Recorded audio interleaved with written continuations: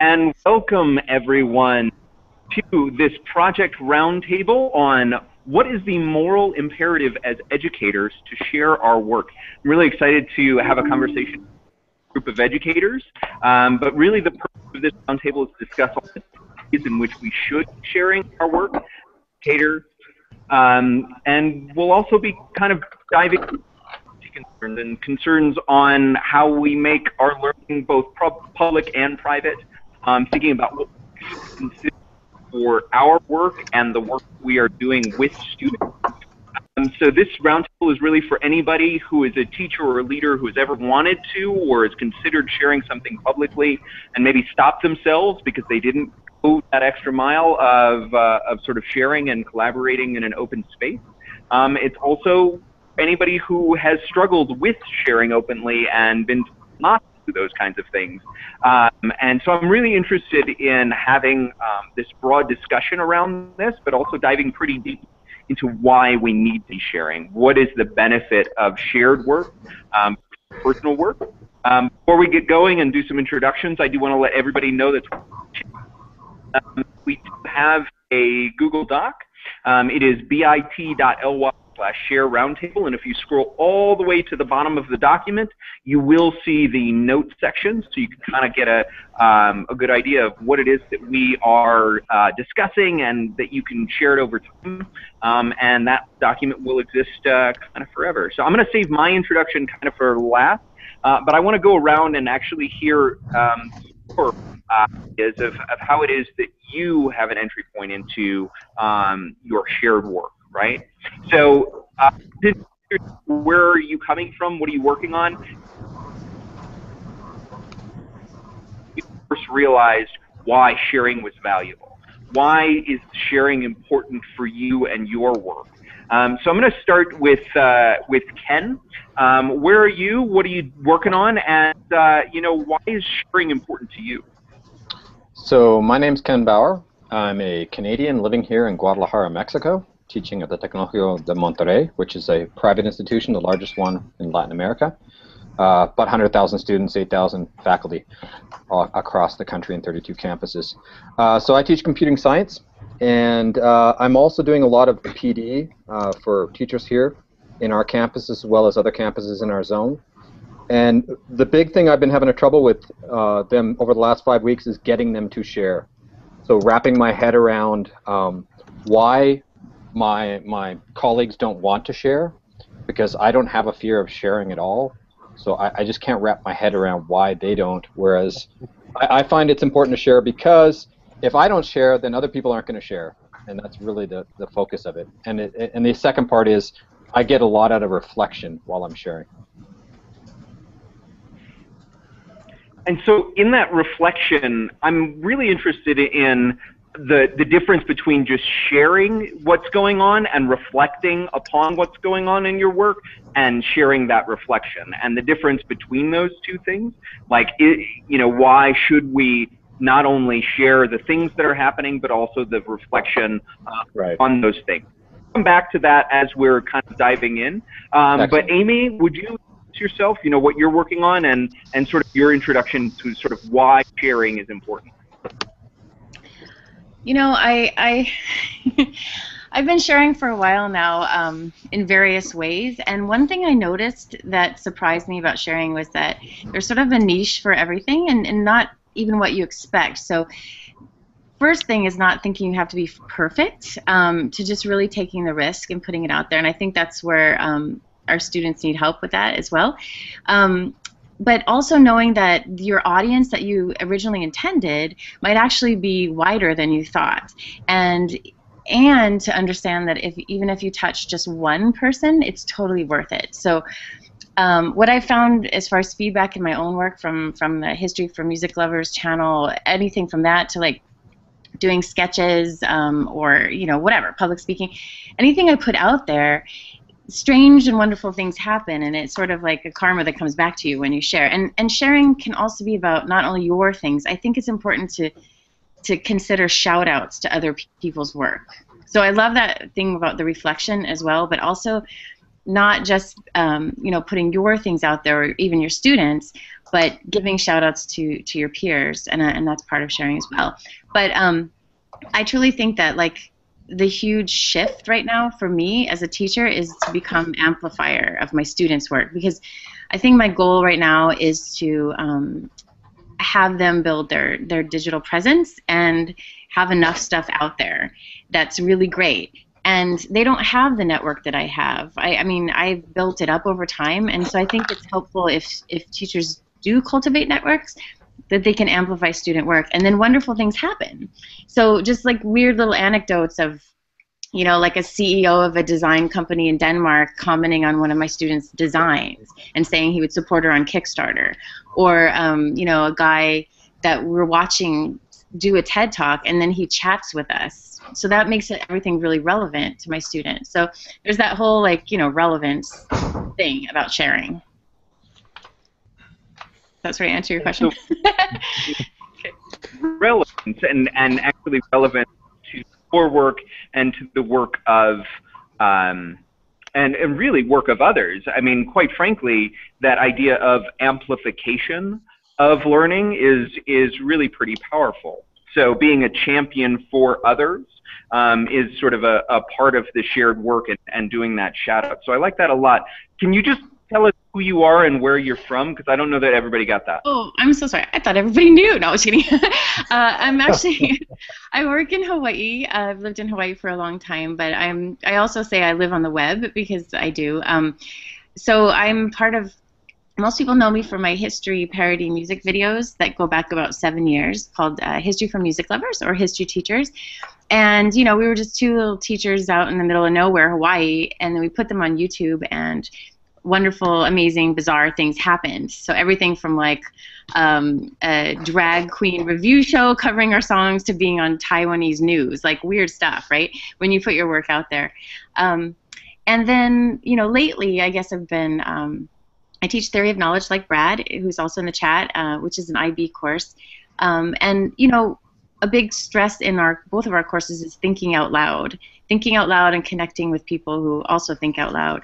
So that's been a big push when I do a lot of public speaking, is this whole concept of transparency, or radical transparency, taking it from the business world and putting it into education. And, you know, being more proactive than fearful about sharing, about transparency. Well, and I think one of the things that you touch on here is the idea that we're actually borrowing from a number of different disciplines, both design and some of these other things. But I think there is a large element, though, too, of the fact that actually a lot of businesses are incredibly non-transparent, and what the detriments of not being transparent and not sharing your work across departments, across the company, how that inhibits innovation and things like that. So Brad, that was a pretty good segue. So who are you? What are you working on? And you know, what's your entry? Sure. It's my name is Brad Ovanel-Carter. I am Director of Educational Technology at Mulgrave, which is a K-12 independent school in Vancouver. There are about 850 students there. And I also work as an ADE and a Google certified teacher, so I'm fortunate to get to travel quite a bit in my work and see what's going on. My big interest is really deep structures in education. Sorry? Did you say unfortunately or abundantly? No, fortunately I get to travel a lot. I couldn't imagine actually not traveling. I think that's some of the best professional development you get, is getting out and seeing what's going on in other schools. But as I was saying, the thing that I'm really interested in are the deep structures in education and how they're connected to social change. And one of the things I think is happening is we're seeing a shift from knowledge as an object, from a Cartesian model where I have something that I pass on to you as if I was passing on you know, a bite of my chocolate bar or something like that, to where we see knowledge as a social construction. And the implication of that is, if that's the case, if we don't have dialogue, we don't have knowledge. This is, you know, and Amy and I have had lots of conversations around this idea of the Gutenberg parenthesis, where, what's his name, Pettit, I think, a Danish professor, has got this idea that print has really, all it's done is interrupted an oral tradition, and that what we're doing is returning to an oral tradition. Social media in particular, and the web, is allowing us to connect and discuss ideas. So, I think what that means for us is that we're moving from knowledge as, or teaching as, content delivery to co-creating meaning, not even curating content anymore, that we're actually creating meaning with the students. And I mean new meaning, things that we don't know yet. And I think students can participate in that. So my students and I, over the last sort of year and a half, have been playing with this idea. We actually hold our classes inside Twitter. It doesn't really matter where we are, but all of us are live tweeting the class all the time, using multiple hashtags to capture everything into a spreadsheet using a bit of Google Script. So we're interested in expanding that. That's our next project. And how do we exploit the web to socially construct meaning? That's our project. Oh, well, that sounds rather small and somewhat insignificant. Socially construct meaning. To me, that's really powerful that you're really focused on meaning itself and making meaning through it. So I'd like that, and I want to kind of come back to that concept where perhaps there is only meaning through sharing and through sort of that shared construction of learning. David, thank you so much for making the time to come and be with us today. I'm really excited because you are, and a number of people have noted this, one of the best sharers around. And so I'd love to know a little bit about what and what it is that you find so valuable about sharing. Okay, so first of all, I have a son who's in middle school. I have one kid, so I have about 5 years left to change K through 12 education. And so I am probably overboard sharing, not just my own stuff, but anything anybody else is doing to just kind of transform education. And I just feel a true moral imperative to do this. Number two, we are defined by what people can see, and right now what people see of schools is data points and test scores. And every single thing that a teacher can share online about the amazing stuff their kids are doing in a class changes the definition of what's going on in school. Our schools are not failing. There is an unbelievable amount of awesome stuff going on. Our kids are not failures. Our teachers at low-performing schools are not failures. I mean, of course, there's probably some ups and downs with everything, but there's some amazing stuff going on. So you have an obligation as a teacher to share what your students are doing. You have an obligation as a principal to share what your school is doing. And just lastly, I wanted to point out there's a famous painting by Rembrandt called The Anatomy Lesson of Dr. Tulp. And in this famous painting, I can show it to you later, but I'm kind of running out of time here. All the anatomy students are watching somebody being dissected, and you would think that they would be looking at the doctor, right? The doctor is the one who's like performing the dissection and everything, but they're looking at the dissection and at the lesson that's up on the board. Everybody feels when they share that everybody's looking at them, but they're not. They're looking at what they're sharing. And so if what you're sharing is awesome, then people are all fired up. So just keep sharing stuff and don't worry about what people are thinking about you. Allow them. And then lastly, we get caught up in worrying about the negative reactions, about what people are going to say, and that's never stopped our professional athletes, our professional artists, I mean, how many people go on to so-and-so's YouTube channel and post negative stuff? And if that was going to stop people from sharing amazing, artistic, beautiful things, we would have all shut up a long time ago. So we just need to have a little bravery, throw some stuff out there, don't worry about the haters. Haters going to hate, and just start sharing and celebrating. All right, I'm not going to let you go without explaining something you said, though. You said that there is an obligation for a principal to share what they are doing in their school. There's an obligation for a teacher to do. Why is there an obligation to do that? I mean, what is it obligated to do? Okay, so just super quick here. I'm just going to show you one picture. Screen share, if the screen share will just work for me, please. Right, that's important. Oh man. All right. You can't share. No, I'm clicking on the screen share button. It's just doing nothing. I've been having a little bit of a problem. I don't know why. Okay. All Anyway, right. I feel like the ability to riff is really good right now.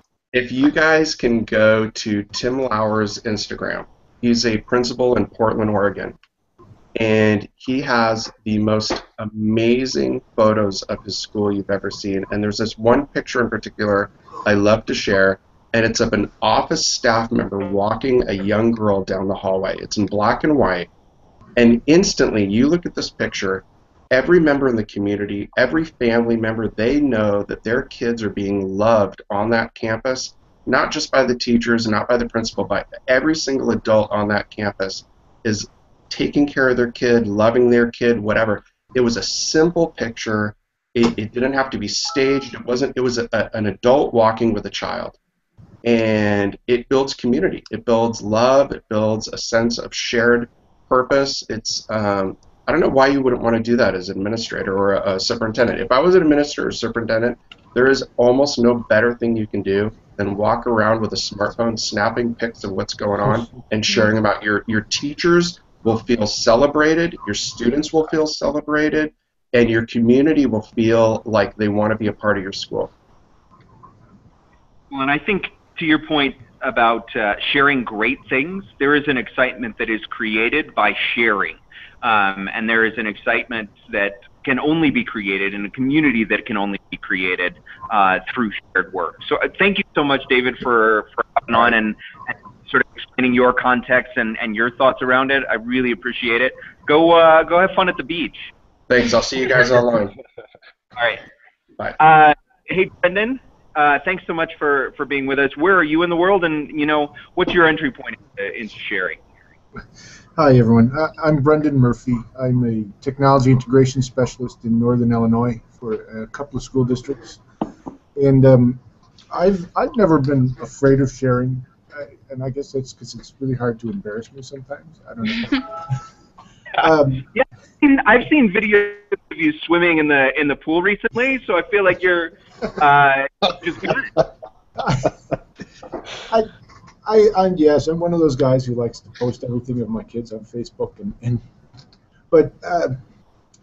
so I'm at the one extreme of the person who likes to share stuff, probably too much stuff and too soon, and then there's the other extreme where, and I think a lot of teachers are in this extreme where they're afraid to share anything unless it's perfect, because they've built their classrooms that way where they have to have everything right and they have to be perfect all the time, and so that's just the way they run. It doesn't come out. You don't give it to the kids until it's ready, and I think you really need to be somewhere in between those. You need to share your stuff, but you need to be willing to allow people to comment and more than just comment, but make changes to take ownership of it and say, wow, that's a really great idea. Let me take it and change it, and it'll work perfect for my classroom. So for me, that's the power of sharing. That's why I do it. Well, and I think you brought up something really important here, which is the fear that comes along with sharing, and especially for teachers. And so I'd love to hear anybody's thoughts on how do we get over the fear of sharing, especially from a teacher perspective. If they have never shared something on a blog or in a video or something like that, how do you get over that fear? What is it that you talk to teachers as they are thinking about what to share? Is that open for any of us to grab, or is that for Brendan? No, go for it, Brad. Well, I mean, there's two parts. One, there's everyone's natural hesitation to share. When you put your work out there, every artist deals with that, of exposing your work to criticism. The other part is some very real fears around, what's at stake for my job? Am I going to get myself or my students or my school in trouble? Right. So, what we've done in our school is we created this position that I sit in now, where, excuse me, I sit on the school leadership team, and my job is to do that for people. So I can go to faculty and say, go ahead, take the risk. If it doesn't work, I'll take the heat for it. So you need to let people know that they're not going to get in trouble professionally.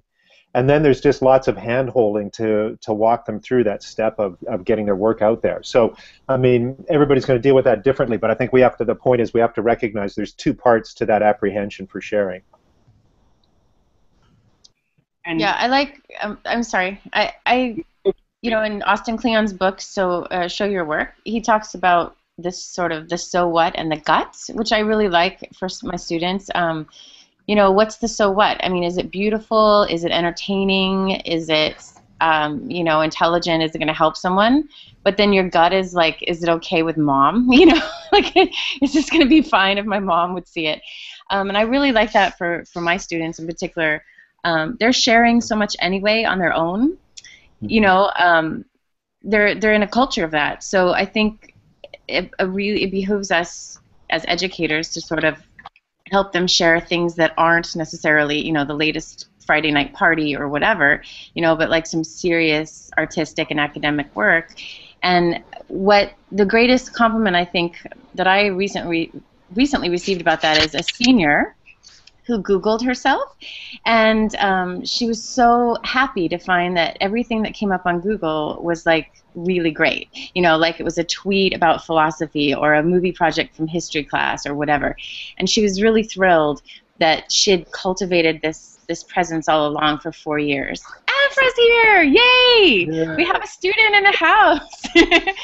So, yay. Okay, so with that, we can go to the voice that really matters, which is the students, I think.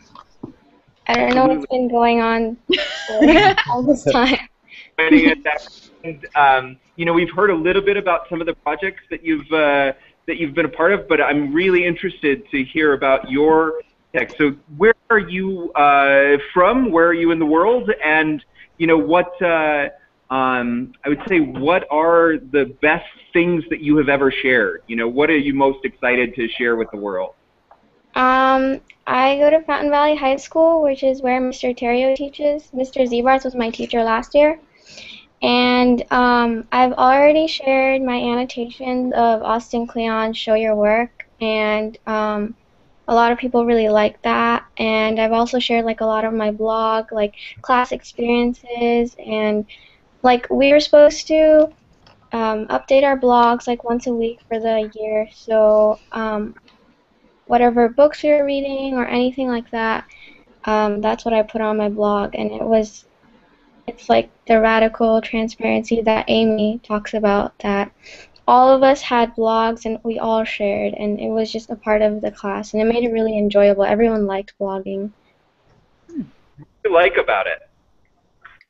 I like that I have an audience, that even though my teacher might be too busy to read my post or something, if I tag it, then just random people all over the world will be able to read my writing.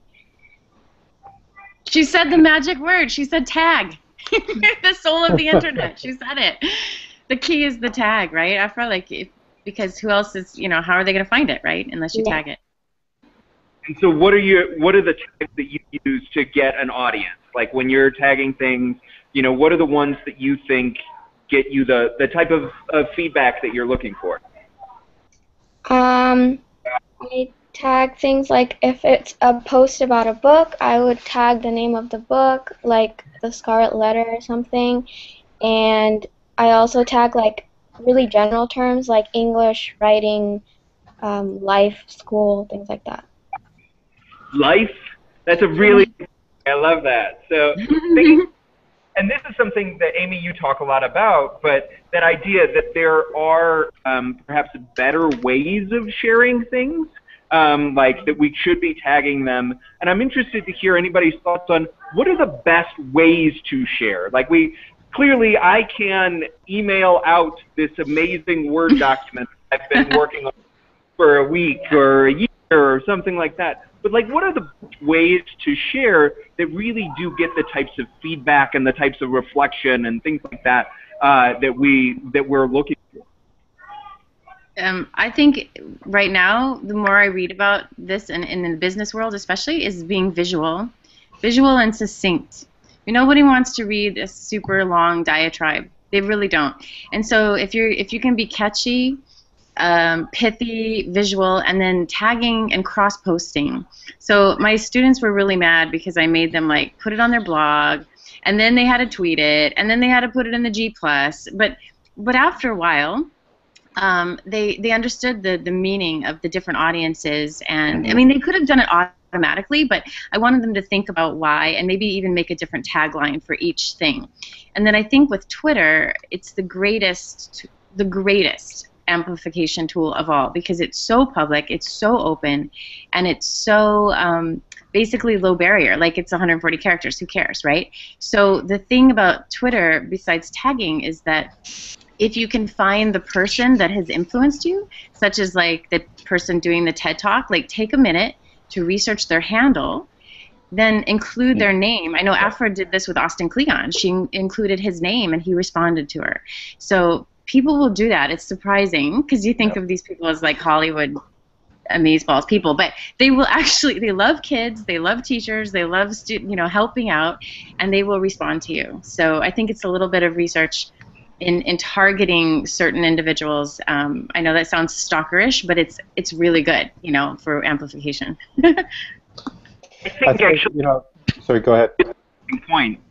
I'm sorry. The idea of actually asking for feedback, like asking an actual person rather than just sharing it out to everyone in the world, but not having a specific person that you're saying, hey, I'd love your feedback. I'd love a comment from you. And to the point of the author of Share Your Work, I shared this hangout with him on Twitter saying, hey, we're doing a thing later today, with the idea that there is almost no way that he would either attend or, take part. But at some point, he knows talking about that work. We're also interested in figuring out, the intersection there. And at some point, that conversation we can come back to. I'm sorry, I cut somebody else off. What were you thinking about? Well, I was just, Amy's right. I think Twitter's a golden platform. I don't think there's anything like it, and we've only just begun to appreciate some of the value. But the point is, the places to share have to be open. We see a lot of schools try to adopt some kind of walled garden. Even really good and well-designed platforms like Edmodo. The problem there is you're not going to bump into the people you might want to bump into. My students and I, like Amy said, I teach a theory of knowledge class, and we were having a discussion, and the deputy chief inspector for the theory of knowledge in IB is jumping in our conversation just because he happens to bump across it. And you can't do that in a walled garden. So we somehow have to convince people to participate in these open source or these open places where anybody can quickly connect. We need that really low barrier to entry on things. It also requires us to really push for digital citizenship skills, because you can't throw kids into an open forum without any knowledge of how to act and to protect themselves, take care of themselves. I would also like to say something. Sorry, I'm a little late, guys. I see, I agree posting cross-platform, but you also have to be very aware of what you are trying to gain by posting on cross-platform. Like Twitter only has 140 characters, so the discussion can be kind of surface-like in my opinion, but with Google+, I've had much deeper conversations. You're allowed to post a little bit more thoughts. I love cross-platform, but I also have to kind of why are you posting to Twitter? You get to their Google+ feed, or having this hangout, you could post on Twitter to engage it to come to Google+. It's just something I'd like to hear more thoughts on, because I'm not a big Twitter person, so just my thoughts. And I think Amy's thoughts about how Twitter is an amplifier, but that perhaps other platforms could be used as sort of where you dig deeper. And I think the blogging, to Afra's point about this is the place where you always kind of come back, that is the place where the discussion is happening and things like that. I'd actually like to come back to Afra and touch on the idea of digital citizenship. So what kind of skills do you feel like you either have or that you gained through the process of blogging and of tagging and things like that you think are really essential? Like, what do you think other kids should be able to do, and what kind of sort of digital citizenship skills do you have that you think are going to be essential for you in the future? Well, solve the world's problems there right now. Well, kids already really know how to use social media, so it's not teaching them anything about that. But I guess it could be, it taught them how to express their ideas and not just like rant about useless things, but rather have it showed them you can have like real discussions on your blog or something about like books. Well, and I love that. Sorry. Figure like where the space is that you're going to talk about the rants and what's going on at school and things like that, and that there may be other spaces for different types of work. And I think to Jeremy's point, like that there are different spaces that do different things within. I'd like to come back to something that Brad was talking about a little bit, and maybe just in the chat, but the idea of how do we do face-to-face sharing? There was a conversation, and I think it was actually during Amy's Ignite talk at ISTE, around, at least in a number of folks in Colorado, we were talking about, I think it was actually the next person that came up on Ignite. It was the man who was, it was the guy who was doing the math. He was doing the math fairs. So so he was discussing, and this was a face-to-face sharing event, right? So there was very little that was tweeted out about it. There was very little that was, sort of put online about it. And so my question is that okay? Is that type of sharing enough? Or do we have to go to the level of, I need to chronicle this, I need to take pictures of it and share it in the way that we were talking about, that Tim Lauer goes around his school taking pictures and everything like that. Is face-to-face sharing enough? Is that something that we should encourage? And I'm not necessarily saying that we have to do one or the other, but like, what do we get by only keeping it in the face-to-face? What do we gain by doing some of those kinds of things and really having a presence where it's not this and this, it's just in that one space. So I'm going to open that up, and I'd love to hear Brad or Ken, how you think about the way the face-to-face really supports the sharing. Well, I think it's got to be both. It's not an either-or thing. Like the face-to-face stuff, I think generally is going to be more intimate, more back and forth, and maybe richer. And we're going to do that face-to-face with maybe family and friends and teachers, people who are fairly close, and then those connections get a little bit weaker as we move out into social media if we're not ever meeting those people face to face. But we get different things. We get sort of constant coaching and connection from those people we bumped into in the hallway and in the cafeteria and that sort of thing. And then we get a different kind of information, from somebody who jumps in on a Twitter conversation with my students. So I think what we have to do, for me, the mashup of all of these things is far more powerful than any one. I go here when I need some advice from a counselor. I go to Twitter when I need some help with how to make something work and that sort of thing. So, there's no reason to just think of it as one or the other. Well, and I like the idea of the interplay. Ken, how have you had sort of face-to-face and your teaching, how does that support the sharing that's happening and sort of vice versa? So I think with colleagues, especially here, Twitter isn't used as much as Mexico as it is in the States, so I'm having a problem getting my students to get onto it. As well as with colleagues, hardly, nobody's on Twitter here for colleagues. Wow. So for me, the face-to-face for Twitter, as well as any other technology, because I'm kind of the go-to geek guy who people ask for advice, is holding their hands. So tomorrow I actually have a session getting someone set up to make her own blog, because they actually published her math videos the other day, and the About page says under construction or something really tacky. And I said, you need to get a page that can link to so people can say, oh, I love your videos, I need to talk to you about this. And this whole concept of sharing is really foreign to them, and Brad was talking about it. And I think it's a combination of fear of my boss is going to get upset, or I'm going to say the wrong thing, or what I have to say doesn't have value, which I think coming back to students is even harder.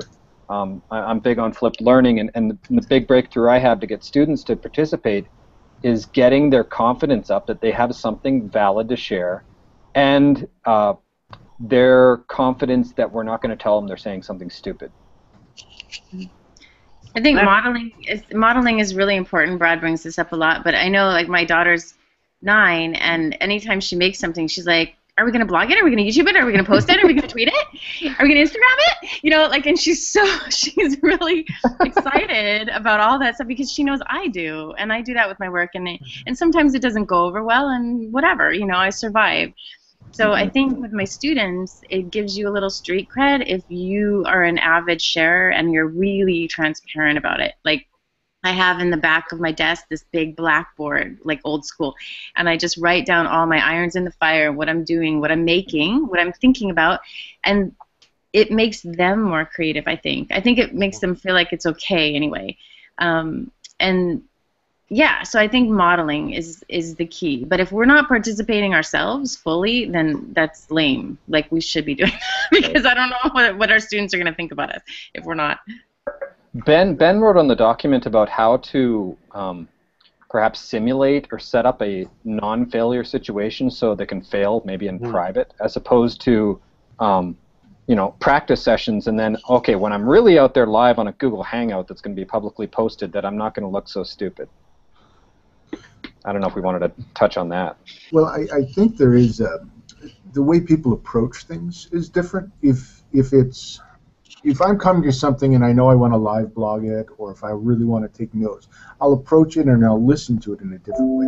If I know it's just I want to be involved with the face-to-face action and I'm not worried about what I'm going to tweet about it later, I participate in a slightly different way. And I think that's important, so we have to know what our intentions are going in.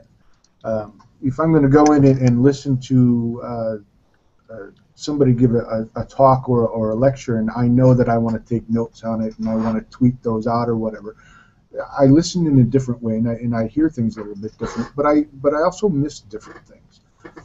But if I'm involved and I'm not worried about what I'm going to share, and then reflect later, I learn things different. So I think about that, and I posted a link about how photographs are destroying our memories, and it is and it isn't.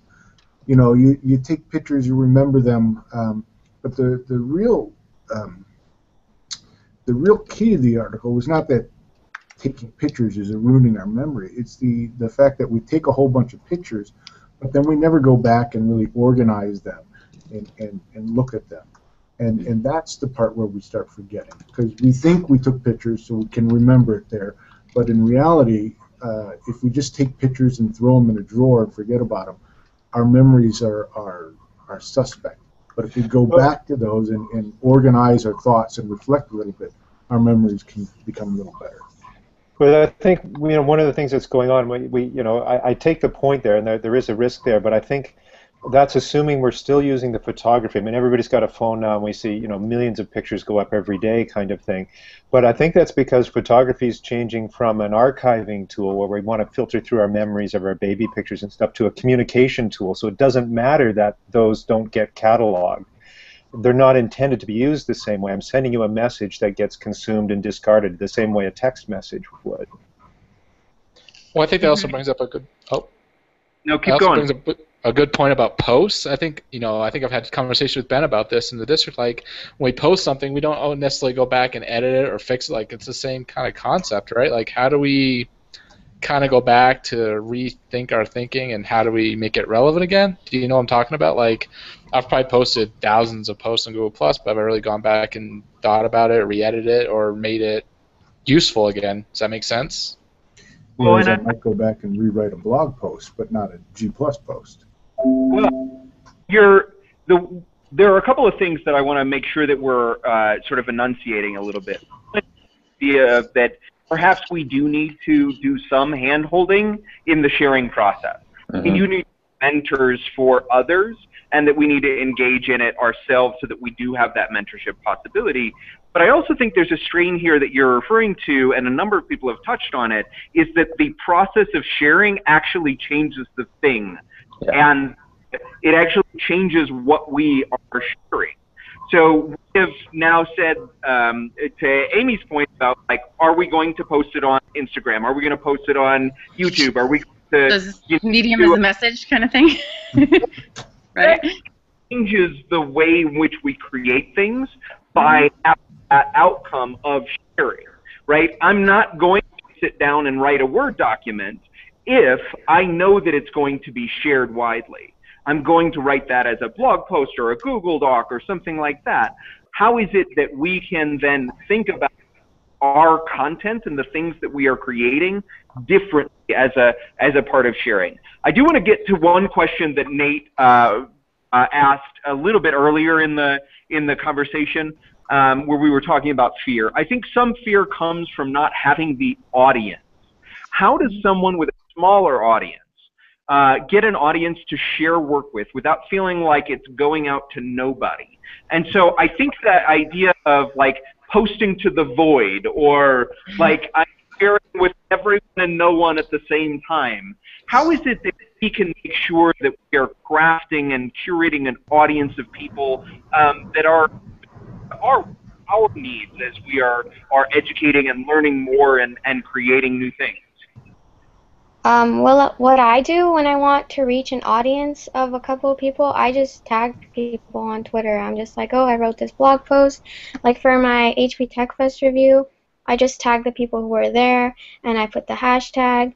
And for teachers, there's a bunch of like ed chats, so you guys could tag those, and you can tag like math ed chat. I don't know what the tags are, but you can do things like that. And whoever goes on those tags, they're looking for things to read and for new ideas, so they would want to read it anyway. Yeah, you got it. That's the most important literacy is hashtaggery, I think. Like knowing how to leverage that tag. It's like I called it in my thing a tag trebuchet. It's like, you know, like it's like vaulting your work out there. And I think I mean, that's perfect. Like capitalizing on those ed chats, and also the you know, when there's a conference and maybe it's a conference that's relevant, that's the perfect time because there's this buzz, you know, going on. And so a lot of times, for example, I'll look back in my archives of blog posts or something, and if a big conference like ISTE is going on, that's when I'll repost that with the ISTE tag. So it's a little bit like, you know, you're taking advantage of it, but why not? I mean, you're leveraging it. That's what it is. You're publicizing. Opportunities, right? Those opportunities for collaboration. Like, and I think the point that I'm hearing isn't so much that it is just you, that you have to do it alone. Like, you can leverage the group and the organizations that are already set up to help to create an audience and to come together. I think that's huge. So I'm really interested in kind of coming to, you know, what are the things we should be doing? How should you encourage a teacher to share? So I guess this is the point, and I challenge everybody that comes onto a roundtable. What is the one thing that you would challenge a teacher to do this coming year, to share this coming year, to work on this year, that would really get them out there into a space of you know, dare to share, right? Like, how do you encourage that that sharing instinct, you know, a collaborative instinct, let's say? And so I guess just think about it as, you know, what's the challenge that you would like before teachers, before students even, to share their work in the coming year? And we'll just go around the horn because I want to hear from everybody on this. Jeremy, you got a chance to introduce yourself. So would you introduce yourself, and then what's the challenge that you would see for teachers? My name is Jeremy Collins. I'm a school technology specialist in Denver Public Schools. I work with Ben, which is interesting. I actually met Ben through Google+. I was part of his Colorado Educator Network, and that was a couple years ago, and just been working with other people to do blended learning, love technology, getting teachers to use it. I love sharing. I share. Like I wrote in my post, sharing is leading by example. You know, I heard Amy talk about if we're not doing it, how are we going to convince others to do it? If we're not engaged in it, if we're not doing it. My biggest hurdle is I have two groups of teachers. I have teachers that are willing to do it, and I have teachers that don't want anything to do with technology. and how do I blend those two groups. The other piece is I don't know if hashtagging is enough. I've gained a lot of followers on Google Plus by responding and making sure to mention good points or mention that person if they make a good point, and that's how it kind of spreads, because I don't think hashtagging is enough. I think you have to be engaged. I've seen plenty of posts with hashtags, and I'm using Google Plus as an example, and there's no comments, there's no engagement at all, and that's how I feel. How do we teach teachers to first hashtag, and then secondly, how do we keep them to actually engage in a conversation, to learn how to comment back, how to plus one somebody, how to actually know when to respond, that kind of stuff. Well, and I think that's actually a really good point, is maybe the entry point for teachers is around commenting and not about posting. There's a lower, I mean, Brad was talking a lot about lowering the barrier to entry. Commenting is a lot lower entry point than having to post some original piece of content. That's a good idea. That's a really good point. And then what would you challenge teachers to do this year? I like the pictures thing. One of the things that I like to do for my teachers is just go to the room and take pictures, and then I come back and I write a blog post. And this is what the fourth graders are doing, or their rainforest project or something like that. And I'll always get the teacher or teachers who I highlighted, they'll always email me, thank you so much for showing that off. Well, I don't have to be the one who does it. You can do it. And we'll share it with the school district. And I think that really works. The other half is to share with your school district, rather than trying to get the whole world into it. Let's start small and just, hey, build a Google Plus network in your school district, or an email list in your school district, and share what you do there, because these are people who know you and would be interested in what you're doing. So. Well, and I like that idea of just simply starting with an image. Yep. Start with the image of great practice, or a video of great practice. I think that's huge. Ken, what would you challenge us to do? There, I was muted. There we go. So, not so much you, because you're sharing, so more of my colleagues. So I would say they need to learn, at least, besides getting on Twitter. Okay, that's number 0, because I'm a computer scientist. Learn one new tool this semester, because I'm higher ed, so we're on a semester as opposed to a year. Learn one new tool.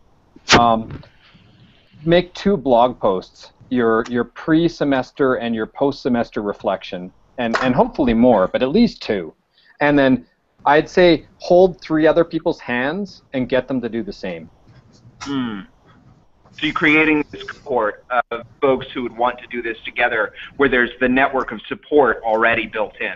Love right. That. So I'm leading a bunch of teachers in flipping, and I had a hard time trying to be the only guy, and everyone was coming to me and having a problem delegating. So now I'm trying to push it out where I get other people to be mentors, because it's just too much trying to be the only person doing something. I agree 100%. Brad, what's your challenge for us? And I should say for us. Sorry? What's your challenge for... Well, one of the things that's worked really well for us is we've started with 2 things, I guess. We started with a face-to-face sharing idea. So we built in this collaborative planning time into our school. We have a late start Tuesday morning and an early dismissal Friday afternoons, which gives us about 2 hours, 2.5 hours a week. And what we do is once or twice a term we have a sharing fair, and we'll go around the school during the course of the term and say, hey, that's a really cool idea. You need to share that at our sharing fair. And then we just have these roundtable things, sort of 15-minute rounds. You park yourself at a table, and you tell other people who just walk up. It's kind of a mini unconference thing, and say, here's what I'm doing. And that could be something to do with tech. It could be a classroom management thing. It could be a cool game for the little kindergarten kids or whatever. But it gets people into the idea that what we do in our classrooms, because teaching is this weird profession. It's the most private public profession there is. You get in there and you close the door and you have almost no contact with other people, except in the staff room at lunch or something. So it got this idea going that what you were doing in the classroom had value to other people. And then it's become a little bit of an easier step to get a few teachers to start to share that online in some way. But I think the other key thing is we have to have patience. You know, when you get a curve of adoption on these technologies, my experience is that curve, from when you get from the early adopters to the middle of the curve, that's like 4 or 5 years wide. And for the people who are here in this conference, you know, we move differently. We're early adopters, and the strategies you use for them are different for the people who are more pragmatic or conservative in their thing. So, you know, if you're looking for a strategy, one of them would be patience, and the other one would be to start with a face-to-face sharing thing. And then the other thing, I stole this idea from a guy named Ewan McIntosh. I had these pledge forms that at the beginning of the year, I gave everybody in the school this little form, and they filled it out, and it said, I promise to do blank in order to see blank, and I would like to be reminded in blank month's time. And so I gathered all of these up after everybody had filled them out and post-dated them on email. So if you said I was going to try Twitter and connecting with people and I wanted to be reminded in 3 months, you would get a post-dated email from me. And then underneath that was this thing that I'm going to come and knock on your door and think that's the coolest thing in the world and ask your permission to share that out on my network. So if you weren't comfortable yet, I was going to do a little blog post about what you did and celebrate your success. So I think our job here is to lift people up. If they're not comfortable doing it, to convince them that, yeah, I've got this big network of people who are going to love what you're going to do. Write the blog post, we get feedback and show them, and that's the way to get people in. I think both of those suggestions are huge, that face sharing and then the idea of making promises to one another. I think that's enormous. Your challenge for educators. What's that? We didn't hear. Who? Amy, what's your challenge? It sounds like mine. Okay, I have two, and the first one is to engage students in the archiving of the process. So what that would mean is find some sort of open hub like Twitter or G+, and have students use their phones to be archivists and take pictures of work being done and be those sort of like citizen journalists in your class so that you're not doing all the work, they're sharing. And my other big challenge to teachers who already have PLNs built up is to do a follow Friday for a student. So first you need to get to know your students. You have to know what they're into, like outside of school. Like a lot of my students have DeviantArt art accounts or make movies in their spare time, and they're really cool. But you know, it's only through talking to them that I get to know that, and then I share that online, and I give them a follow Friday instead of one of my peers who are fabulous, but get them all the time. I think it's important that we give shout outs to our students. So that's my big challenge, a follow Friday for students. I love that idea. Such a good way of thinking about you know, amplifying their ability to share as well. So after, I did want to give you the final word. What's your message to us and any teachers who might be watching today? What did you say? What's the challenge that you would like us to do that would better, you know, make a better you know, school for you and for other students that are out there? I would say provide your students with like an audience of yourself. Just go on random blog posts and comment, or like Amy said, do a follow Friday because students really like that, and just engage with them and show them that, like, even though the world might not see your work yet, they're watching. And maybe you can show like your blog post to another teacher in your school and they'll respond, and it's like really good to give students attention. I love that. Woohoo!